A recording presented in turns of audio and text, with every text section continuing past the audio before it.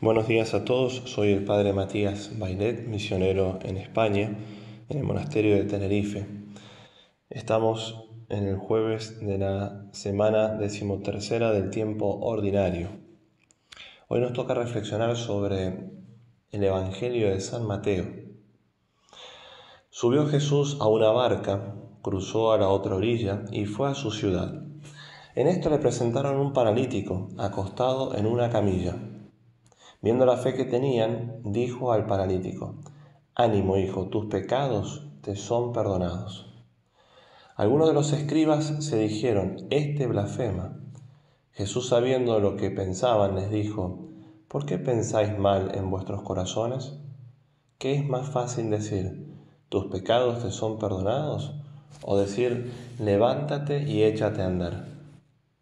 Pues para que veáis que el Hijo del Hombre tiene potestad en la tierra para perdonar pecados, entonces dice al paralítico: ponte en pie, toma tu camilla y vete a tu casa. Se puso en pie y se fue a su casa. Al ver esto, la gente quedó sobrecogida y alababa a Dios que da a los hombres tal potestad.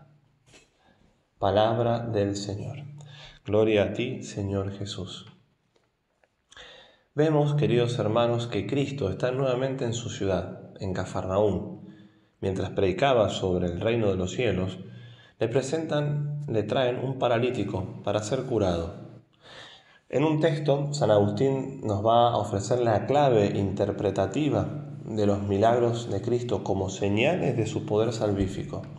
Dice San Agustín: el haberse hecho hombre por nosotros ha contribuido más a nuestra salvación que los milagros que ha realizado en medio de nosotros. El haber curado las enfermedades del alma es más importante que el haber curado las enfermedades del cuerpo destinado a morir. En orden a esta salvación del alma y de la redención del mundo entero, Jesús cumplió también milagros de orden corporal. Por lo tanto, algo que nos queda bien claro es lo siguiente: mediante los prodigios, sus señales, sus milagros que Jesucristo fue realizando en su vida pública, así ha manifestado su poder de salvar al hombre del mal, su poder de salvar al hombre del mal, ¿sí? Que amenaza al alma inmortal y a su vocación. ¿Cuál es el fin de todos los hombres? Nuestra unión con Dios. Es decir, la potestad de salvar al hombre del mal que amenaza su propia salvación, ¿no? Como hemos dicho, todos estamos llamados a la unión con Dios. Es lo que se revela en modo particular en la curación del paralítico de Cafarnaúm, del Evangelio que hemos escuchado hoy. Las personas que lo llevaban, no logrando entrar por la puerta de la casa donde Jesús estaba enseñando, por la cantidad de gente que se había amontonado en ella, como nos lo describe el Evangelio, el paralelo, el Evangelio de San Marcos, bajaron al enfermo a través de un agujero abierto en el techo de la casa, de manera que el pobrecillo vino a encontrarse a los pies del Maestro. Viendo Jesús la fe de ellos, dijo al paralítico: «Hijo, tus pecados te son perdonados». Estas palabras suscitan en algunos de los presentes la sospecha de blasfemia. «Blasfema, ¿quién puede perdonar los pecados sino solo Dios?», pensaban los fariseos. Casi en respuesta a lo que habían pensado así, Jesús se dirige a los presentes con estas palabras: ¿qué es más fácil? ¿Decir al paralítico: tus pecados te son perdonados? ¿O decirle: levántate, toma tu camilla y vete? Pues para que veáis que el Hijo del Hombre tiene poder en la tierra para perdonar los pecados, dice al paralítico: yo te digo, levántate, toma tu camilla y vete a tu casa. Y dice el Evangelio que él se levantó, tomó su camilla y se fue a la vista de todos. Jesús mismo explica en este caso que el milagro de la curación del paralítico es signo del poder salvífico por el cual Él perdona nuestros pecados. Jesús realiza esta señal para manifestar que ha venido como Salvador del mundo, que tiene como misión principal librar al hombre del mal espiritual, de las garras de Satanás, de las garras del pecado, el mal que separa al hombre de Dios e impide su salvación, que es, como hemos dicho, el pecado. A los ojos de la fe, enseña el Catecismo de la Iglesia Católica, a los ojos de la fe no hay peor mal que el mal del pecado. Jesús da a conocer claramente esta misión suya de librar al hombre del mal y antes que nada del pecado, como hemos dicho.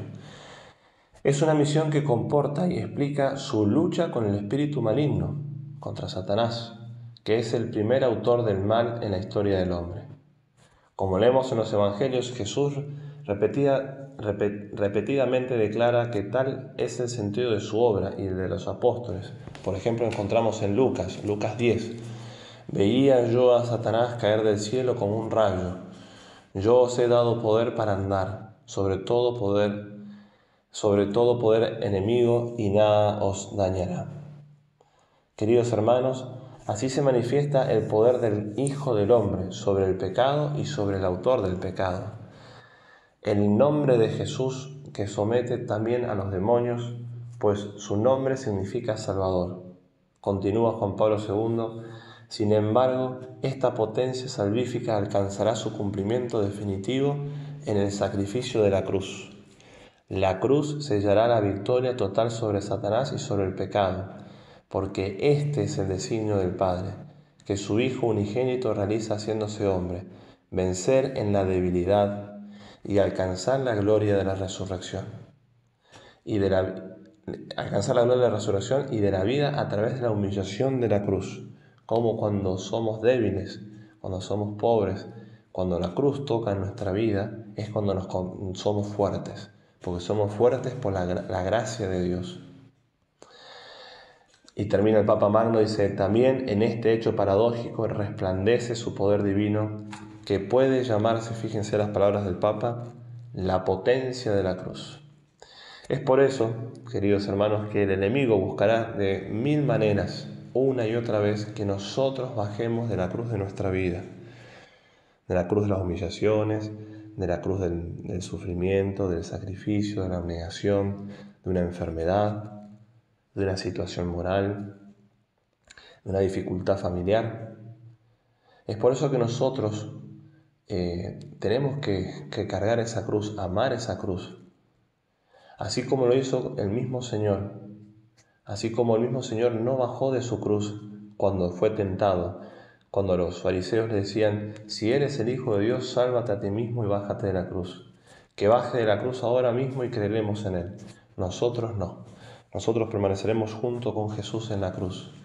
Pidámosle a la Virgen Santísima la gracia de poder ser fieles y dóciles a Dios en nuestras cruces, en los momentos de dificultad, recordando aquella enseñanza que daba el santo de Hipona, San Agustín. Dice, no será Dios quien es si fuera un Dios entendido.